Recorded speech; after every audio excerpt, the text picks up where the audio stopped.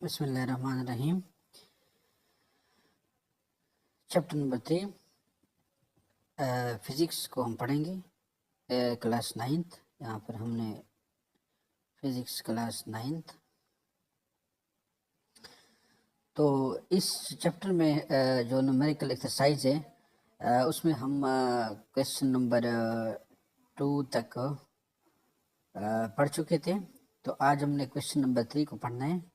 तो यानी कि यहाँ पर हमने क्वेश्चन नंबर 1 को भी पढ़ लिया था, 2, और अभी हमने क्वेश्चन नंबर 3 को हल करना है।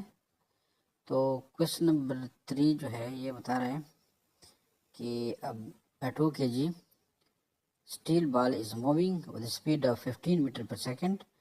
It hits with a bulk of sand and comes to rest in 0.2 seconds. Find the force applied by the sand bulk on the ball.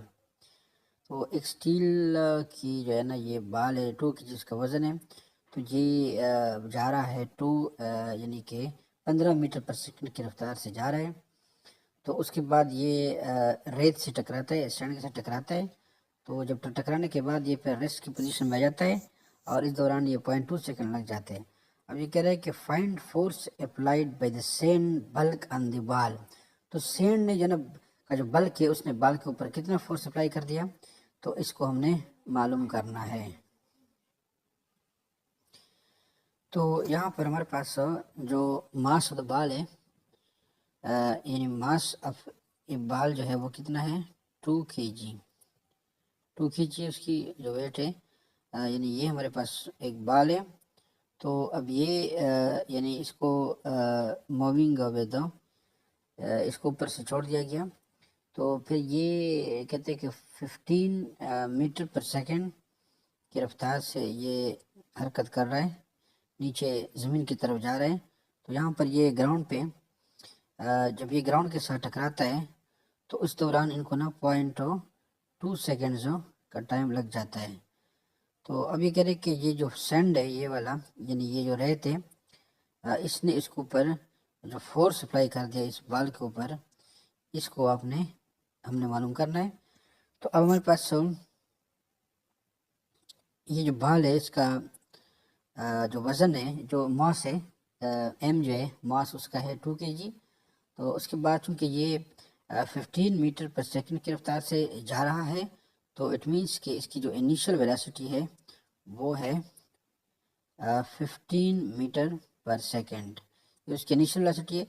उसके बाद जब बॉल ज़मीन से टकराता है यानी रेत के साथ टकराता है, तो ज़ाहिर बात है ये फिर रेस्ट पे आ जाता है, यानी वो रुक जाता है।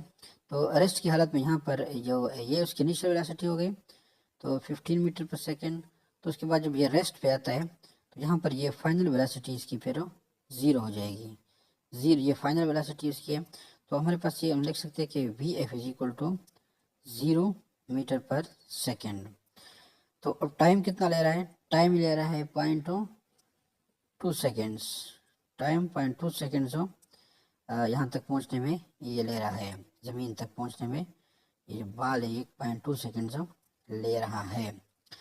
अच्छा, तो अभी हमने क्या करना है, हमारे पास जो है न्यूटन सेकंड ऑफ मोशन जो है वो कहते हैं कि force is equal to m a. तो यहाँ पर अब हमारे पास मास जो है ये तो नॉन है, ये वाला 2 kg है। अब हमने एक्सेलरेशन को मालूम करना है, क्योंकि जब तक हमारे पास एक्सेलरेशन मालूम नहीं होगा तब तक हम जो है फोर्स को जो है ये मालूम नहीं कर सकते। तो आइए एक्सेलरेशन को अभी हम मालूम करेंगे।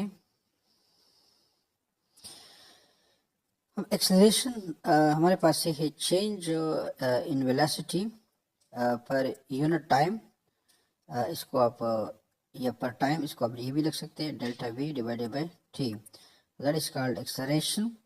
तो ये अब यहाँ पर हमने चूँकि टाइम हमें मालूम है, तो ये जो चेंज इन वेलोसिटी ये मालूम है, तो हम लिख सकते हैं कि v f minus v i divided by time. तो यहाँ पर हम एक्सेलरेशन जो है इसकी वैल्यू को पुट करेंगे, is equal to v f minus v i divided by t.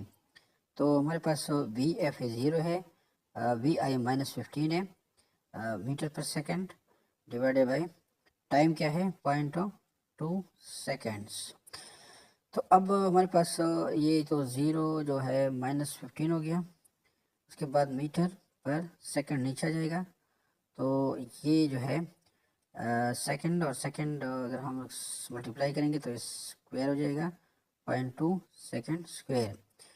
तो अब अगर हम -15 metre divided by 0.2 second square को इस पर डिवाइड करेंगे तो हमारे पास जो वैल्यू बनेगी वो है -75। इसका जवाब आएगा -75 मीटर पर सेकेंड स्क्वायर, ये मीटर पर सेकेंड स्क्वायर।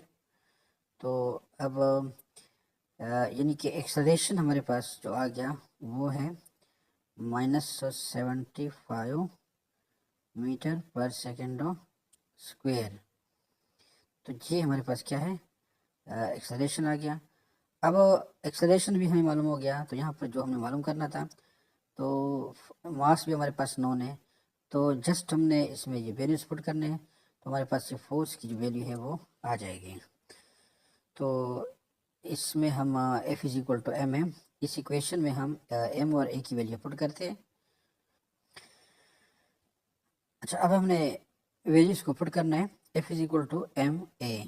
तो m हमारे पास की क्या वैल्यू थी, हमारे पास इसका जो मास था 2 kg था, 2 kg इनटू एक्सेलरेशन हमारे पास जो वैल्यूज आ गई -75 मीटर पर सेकेंड स्क्वायर।